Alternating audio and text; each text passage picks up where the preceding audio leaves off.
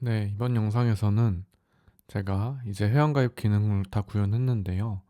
그 사이에 변화된 코드의 모습들을 보여드리고 관련된 설명과 제 고민들을 공유드리도록 하겠습니다.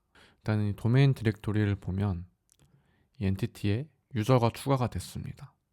그리고 오스 메시지 스토리는 이런 식으로 정의가 되어 있고요.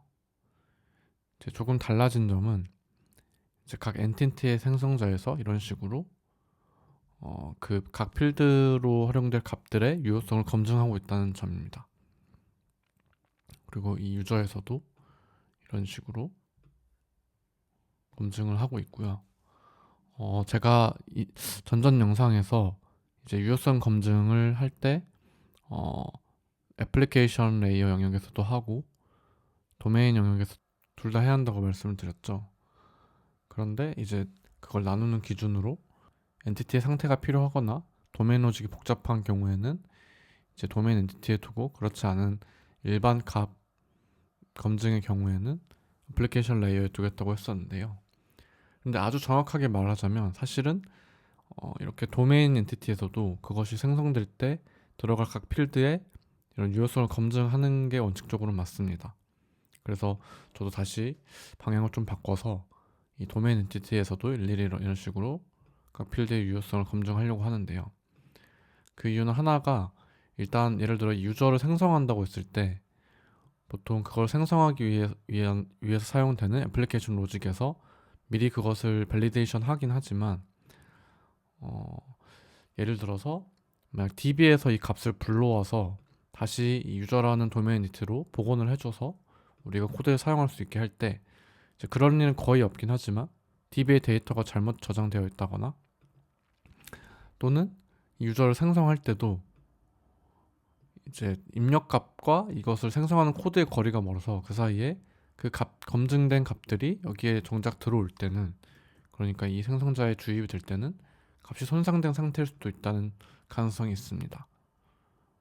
그래서 그런 이유 때문에 이 도메인 엔티티 내에서도 항상 유효한 상태를 가질 수 있도록 이렇게 검증 로직이 꼭 필요하긴 하고요.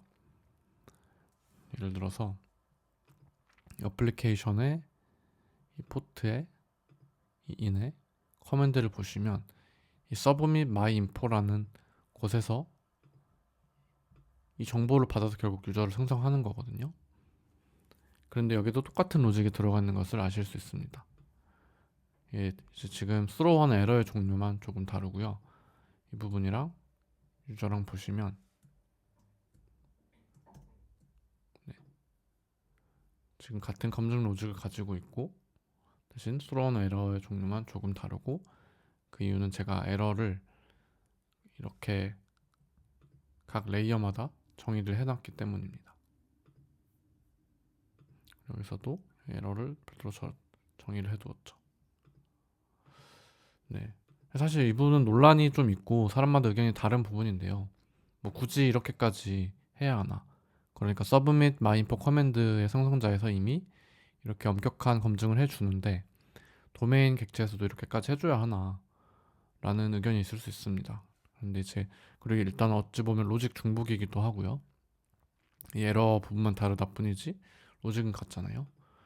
어, 근데 이 부분에 대해서 좀 더 좋은 해결책이 있으시거나 아니면 나는 한쪽에서만 검증하겠다라고 하시면 그렇게 하셔도 상관없을 것 같습니다. 네, 그렇게 해주셔도 될 것 같고 조금 더 살펴볼게요. 그리고 이제 저는 헬퍼라는 게 지금 추가가 돼 있는데 다시 닫아볼게요. 전부 다.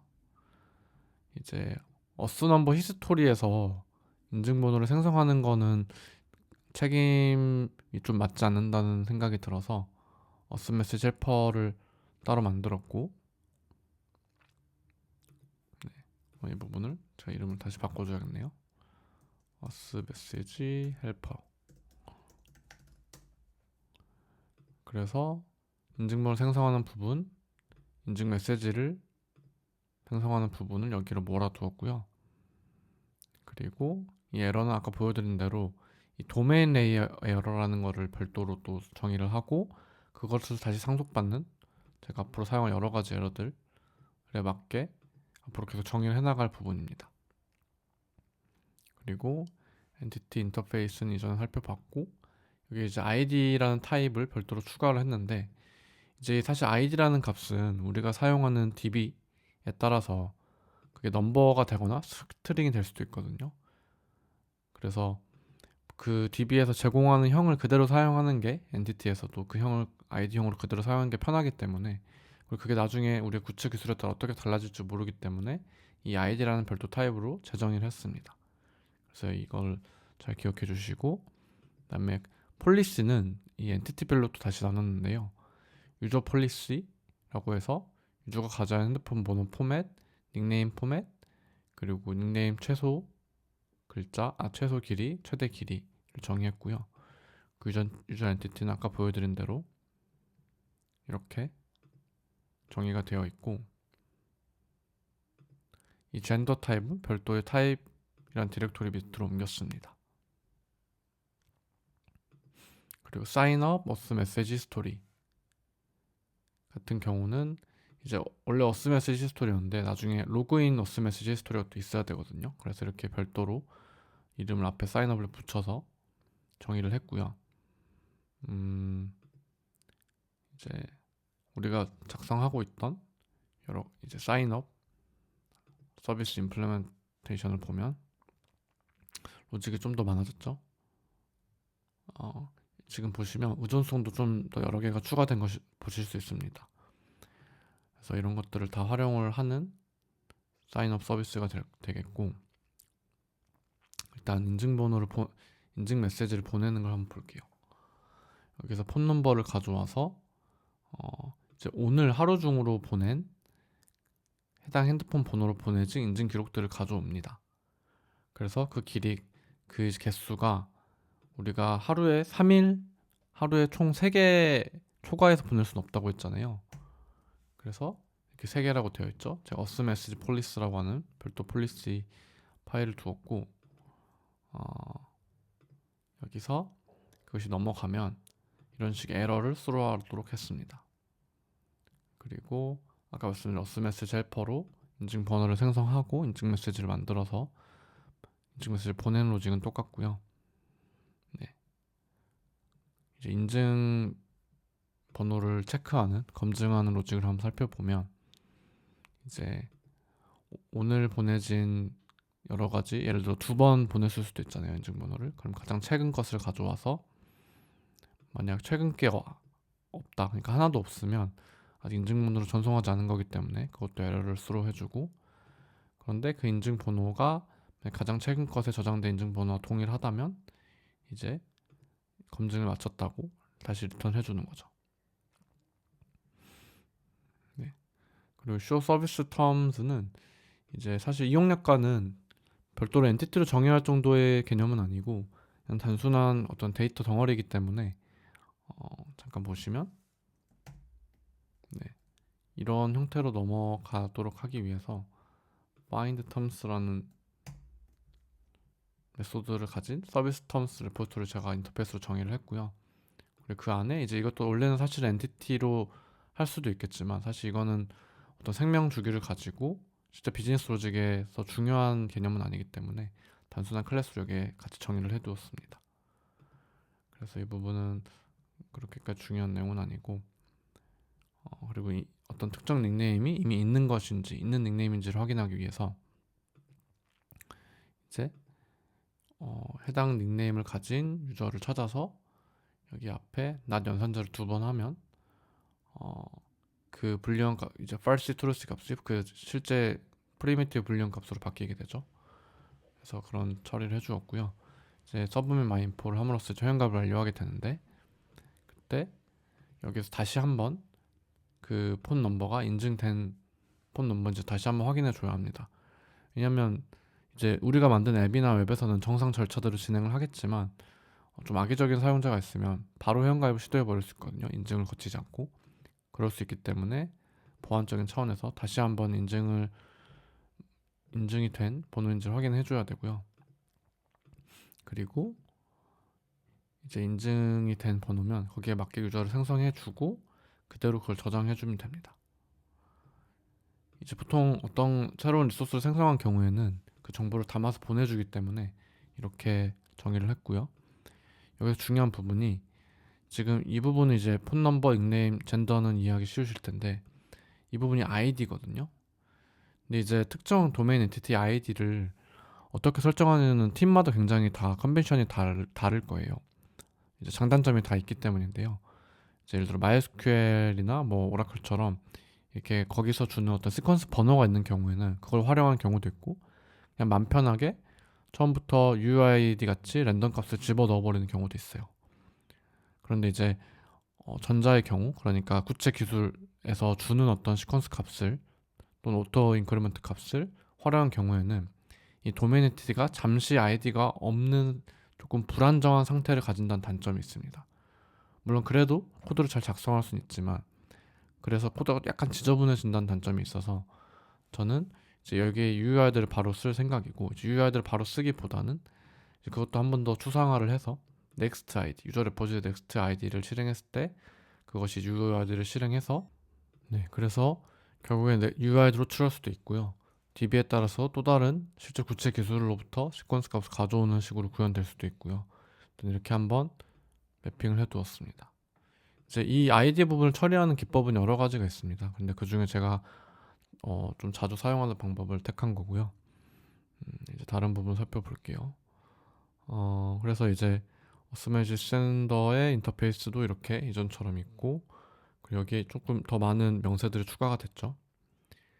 이제 이런 식으로 어떤 레포지토리 명세를 이제 만들 때 메소드 네임을 정하게 되는데 이 부분은 그냥 구체계에서 저는 생각하지 않고 이 어플리케이션 레이어에서 필요로 하는 이름대로 그냥 작성을 해주시면 됩니다. 여기서도 이런 식으로 find many sent today, find recent one sent today 이런 식으로 작성을 해주시면 되고 여기서는 아까 말씀드린 이용 약관 관련된 레포지토리고요. 그리고 이제 다시 입력값 유효성 검증에 관해서 다시 한번 얘기를 하자면 제가 이제 이 sign up, send us message command라는 곳에서 이렇게 한번 폰 넘버를 검증을 하죠. 그리고 이때 유저 폴리스는 도메인 영역에 있는 것에 의존을 하는 왜냐면 유저 폴리스는 지금 도메인 영역에 유저 엔티티 디렉토리 내에 있는 개념이거든요. 그래서 여기에 의존을 하는 거는 괜찮기 때문에 이제 이걸 활용해서 입력값 유효성 검증을 하고 있고 그리고 회원가입을 마칠 때 보내게 되는 것도 이제 이런 식으로 아까 보여드린 대로 입력값 검증을 하고 있습니다. 아까 말씀드린 대로 이것이 결국 중복된 로직 아니냐라는 이야기가 있을 수 있는데 이제 에러분만 다르고 사실 로직은 같다고 말씀을 드렸죠. 커맨드에서 미리 이렇게 에러를 스루 해주게 되면 인풋 값 자체가 애초에 틀려버렸을 때 굳이 서비스 로직을 실행할 필요조차 없게 빠르게 리턴을 해버린다는 장점이 있습니다. 그렇기 때문에 이게 코드 작성하던 필요한 중복도 있는 거거든요. 그래서 그리고 이렇게 하면 좀 더 레이어 간의 되는 값의 유효성을 명확하게 검증한다는 장점은 있기 때문에 코드량은 많아지지만 어쨌든 이게 좀 더 이상적으로 맞는 것이긴 합니다. 이 부분을 좀 더 지혜롭게 해결할 수 있는 방법이 있는 분은 댓글로 달아주시면 좋을 것 같아요. 그리고 이제 커맨드 쪽은 제가 이렇게 처리를 했고 그리고 한 가지만 보여드리면 이제 유저 이제 회원을 마치게 되면 이제 유저 정보를 다시 돌려주려고 하는데 이때 유저 DTO라는 것을 정의를 해두었습니다. 유저 정보를 다 갖고 있는데 이제 메소드 같은 건 빼고 이제 그냥 필드만 데이터 덩어리로 가지고 있는 걸 제가 유저 DTO라고 정의를 하는 건데요. 그리고 모든 엔티티는 toDTO 메소드를 가져야 된다고 제가 정의를 할 거라고 말씀드렸잖아요. 이렇게 toDTO를 해 놓으면 이제 알아서 제가 정의했던 대로 이렇게 그 안에 필드 값들이 그대로 그냥 데이터 덩어리처럼 나오게 됩니다. 그래서 이걸 나중에 편하게 활용할 수 있도록 하려고 하는 거고요. 일단 커맨드 쪽은 살펴봤고 일단 쿼리 쪽은 제가 보시면 별다른 이제 쿼리 리저트 제외하고 그냥 쿼리 봤을 때 제가 별다른 어떤 인풋 값에 검증을 하고 있지 않거든요. 저희가 사실 입력값 검증을 하는 이유는 이상한 값이 우리 서비스에 저장되지 않게 하려고 하는 거거든요. 그러면 당연히 어떤 쓰기 작업을 수반하는 이 커맨드에서는 그런 것들이 굉장히 엄격하게 하면 할수록 사실 성능이 아주 큰 저해만 되지 않는다면 좋은 현상이긴 합니다. 물론 그리고 쿼리에서도 당연히 해주면 좋아요. 그런데 이제 이렇게 쿼리랑 커맨드 양이 점점 늘어갈 때 이런 식으로 다 작성을 해주게 되면 코드량이 너무 많아진다는 이제 솔직히 말씀드려서 일이 너무 많아진다는 단점이 있습니다. 그런데 이제 커맨드는 그럼에도 시스템의 무결성, 어떤 일관성을 지키기 위해서 데이터가 잘못된 게 들어가면 안 되잖아요. 뭐 그게 형식이 됐든 도메인 로직에 비즈니스 로직에 어긋나는 값이 들어가면 안 되기 때문에 굉장히 중요한데 쿼리는 쿼리도 사실 뭐 인풋 값이 잘못되면 잘못됐어 하고 에러를 빨리 내려주는 게 좋긴 하지만 그렇게 하지 않아도 어차피 잘못된 것을 보면 애초에 올바른 데이터가 내려가지 않을 거기 때문에 이것을 생략하기도 합니다. 그래서 이거는 이제 선택의 문제인데 이렇게 하면 쿼리 쪽에서는 매번 뭔가 어떤 입력과 인증을 검증을 하지 않아도 된다는 장점은 있거든요. 일의 양이 훨씬 줄어들게 되고 그래서 이 부분은 어차피 제가 커맨드에서 이런 입력과 검증을 어떻게 하는지는 보여드렸으니까 이 쿼리 부분에서 일단 생략하도록 할게요. 쿼리도 이런 식으로 입력과 검증을 당연히 하면 좋지만 하지 않아도 시스템에 잘못된 정보가 저장되는 건 아니고 그것을 잘못 던진 클라이언트가 이제 그 책임을 지게 되기 때문에 이 부분은 이제 약간 그 개발 속도가 더 중요하거나 하면 생략할 수도 있는 부분이다 라고 생각해 주시면 될 것 같습니다. 그래서 제가 애초에 처음에 커맨드와 쿼리로 나눴던 이유가 있고요.